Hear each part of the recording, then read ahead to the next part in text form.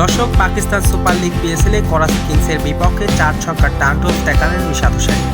মাঠে নেমে এদিন অবিশ্বাস্য এক ইনিংস খেলে রীতিমতো সবার নজর কেড়েছেন রিশাদ। ব্যাটের পাশাপাশি এদিন বল হাতেও করেছেন বাজিমাত। করাচি কিংসের বিপক্ষে এদিন জয়ের নায়ক ছিলেন রিশাদ। এদিন লাহোর কালান্দার্সের হয়ে বিধ্বংসী ব্যাটিং করে রীতিমতো সবার নজর কেড়েছেন। রিশাদ হোসেনের এমন বিধ্বংসী ব্যাটিং দেখে অবাক করাচি কিংসের অধিনায়ক ডেভিড ওয়ার্নার। দর্শক, ভিডিওটি না টেনে সম্পূর্ণ দেখার অনুরোধ রইল। ইতিমধ্যে Pakistan super league PSL Lahore কালান্দার্সের হয়ে মাঠ পাতাচ্ছে বাংলাদেশের তরুণ লেগ স্পিনার রিশাদ হোসেন। তবে এদিন করাচি কিংসের বিপক্ষে খেলতে নেমেছে রিশাদের দল লাহোর কালান্দার্স। এদিন শুরুতে টস জিতে আগে ব্যাটিং করতে নেমেছে করাচি কিংস। ডেভিড ওয়ার্নারের বিধ্বংসী ব্যাটিংয়ে এদিন নির্ধারিত 20 ওভারে 8 উইকেট হারিয়ে 190 রান তুলেন করাচি কিংস।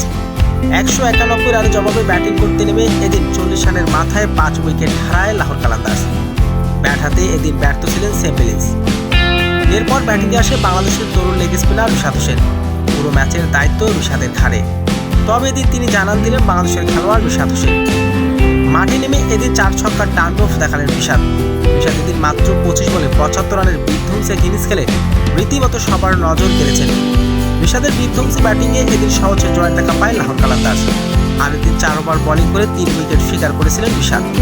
তো দর্শক, রিশাদের এমন বিধ্বংসী বোলিং ব্যাটিং আপনার কেমন লেগেছে সেটা জানিয়ে দিন আপনার মূল্যবান মতামতটি।